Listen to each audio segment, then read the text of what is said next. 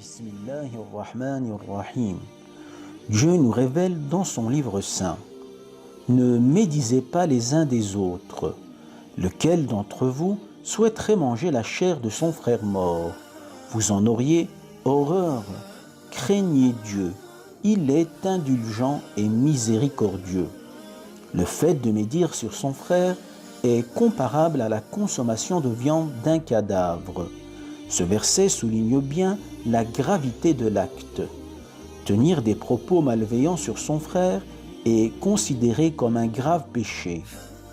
Un jour, un compagnon demanda au prophète: « Indique-nous ce qui peut nous sauver. » Le prophète sallallahu alayhi wa sallam répondit: « Retiens ta langue, reste dans ta demeure et pleure pour tes erreurs. » Ces recommandations prophétiques sont suffisantes pour être heureux sur terre et être sauvé dans l'au-delà.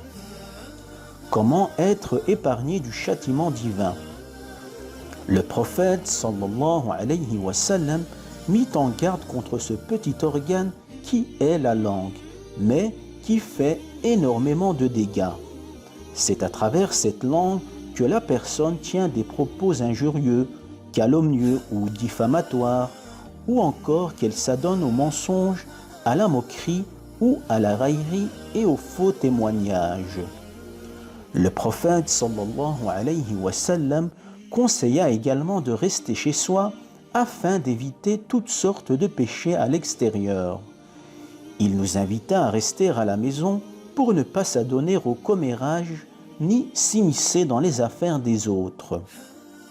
Notre demeure reste un endroit où nous sommes à l'abri d'un certain nombre de péchés.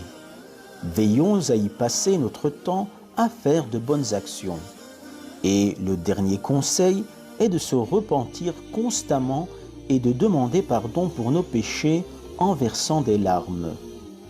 Il faut veiller à se préoccuper de ses péchés plutôt que de ceux des autres. Heureux est celui qui s'occupe de ses affaires et qui se rend des comptes à lui-même. Enfin, le prophète sallallahu alayhi wa sallam nous donna une recommandation en or qui est la suivante: dis du bien ou observe le silence. Walhamdulillahi rabbil alamin.